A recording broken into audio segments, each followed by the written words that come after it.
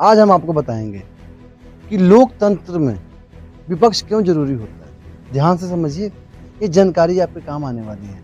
जैसे कि आपने हाल फिलहाल में सुना होगा 6 जनवरी पटना की खबर, जहां पे एक नीट की तैयारी करने वाली लड़की के साथ दुष्कर्म किया गया और उसे मार दिया गया। इन सभी बातों पे हम विस्तार पूर्वक बात करेंगे। नमस्कार, राजू की जुबानी, हर रोज एक नई कहानी यूट्यूब चैनल में आपका स्वागत है। आज बहुत ही दुख के साथ बताना पड़ रहा है, बिहार के जहानाबाद से एक लड़की बेचारी पटना आती है, अपने सपने को साकार करने के लिए नीट की तैयारी करती है।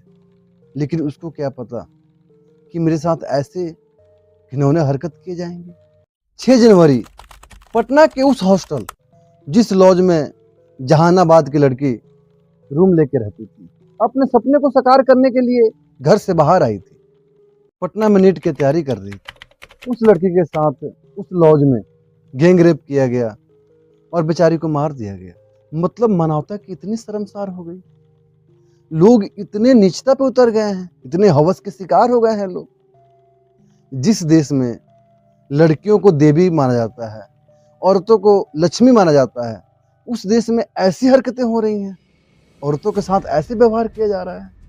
मतलब सोच के ना माथा फटा जा रहा है। हम समझ नहीं पा रहे हैं कि हमारी पीढ़ी कहाँ जा रही है। लोगों के मानसिक हालात कितने खराब हो रहे हैं। जैसे ही 6 जनवरी को एक खबर आई, पीड़िता के परिवार वाले और छात्र पटना के सड़कों पे, सोशल मीडिया पे चीखते रहे, चिल्लाते रहे। आज 16 तारीख हो गया, न शासन के, न प्रशासन के, न सरकार के कान में जू तक नहीं हुई। किसी को कोई फर्क नहीं पड़ा, सारे अनसुना कर दिए। यहाँ तक कि पटना के आला अधिकारी ये कह रहे हैं कि अफवाह फैलाया जा रहा है। कोई अफवाह फैल रही है कि बच्ची का गैंग रेप किया गया था, ये झूठ है। प्रशासन ने यहाँ तक कह दिया कि उस लड़की ने आत्महत्या की है। मतलब इस सच पे पर्दा डालने का काम कर रही है पुलिस, सच को नकार रही है। प्रशासन सच को कोई खबर नहीं है, इसको अफवाह बता रही है। हद होती है। शासन भी ऐसे, प्रशासन भी ऐसे, सरकार भी ऐसे जो चुप बैठी है। इसीलिए हम कहते हैं, अपनी जिंदगी में जब भी वोट डालो, आप ये चीज जरूर सोचा करो, समझा करो कि सरकार के साथ साथ एक मजबूत विपक्ष होना बहुत जरूरी है। कमजोर विपक्ष होना जरूरी नहीं है।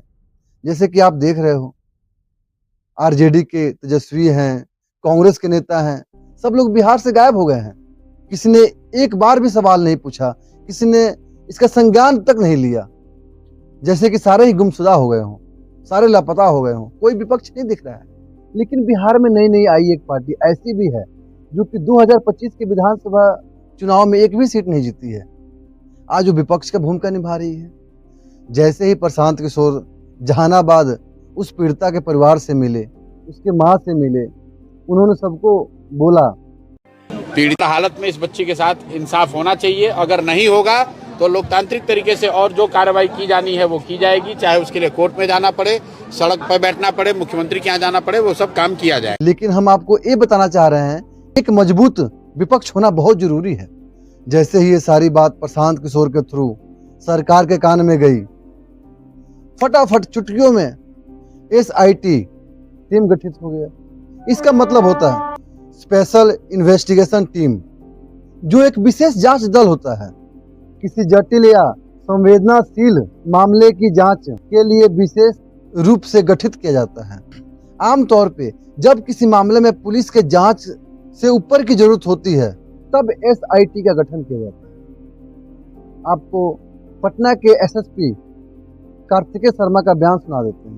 जितने लोग हैं उनके एक्सपीरियंस का भी इनपुट दिया गया, जो उसमें बनाया गया SIT, उसमें जो AD, जो आला अधिकारी कल तक इसे अफवाह कह रहे थे, आज विपक्ष के बोलने पे मजबूर हो गए हैं। आज इस मामले पे SIT का गठन हो गया। कभी आपने सोचा है उस पीड़िता परिवार के ऊपर क्या बीत रही होगी? लड़कों को घर से निकल के बाहर पैसा कमाना, बाहर स्टडी करना, बाहर कुछ भी करना समाज उसे करने देती है, लेकिन एक लड़की घर से निकल नहीं पाती है और वो लड़की बेचारी जहानाबाद से पटना आई, नीट की तैयारी कर रही है, अपने सपनों को सच बनाने की कोशिश कर रही है। उस लड़की के साथ ऐसा हुआ तो जिंदगी से ही खत्म हो गई। और सबसे बड़ी बात, सरकार भी चुप बैठी है। आज 10 दिन हो गए, लोग पटना के सड़कों पे चिल्ला रहे हैं, चीख रहे हैं, सरकार को कोई फर्क नहीं पड़ रही है। तो मेरी वीडियो को लाइक शेयर कमेंट जरूर करें। जय बिहार।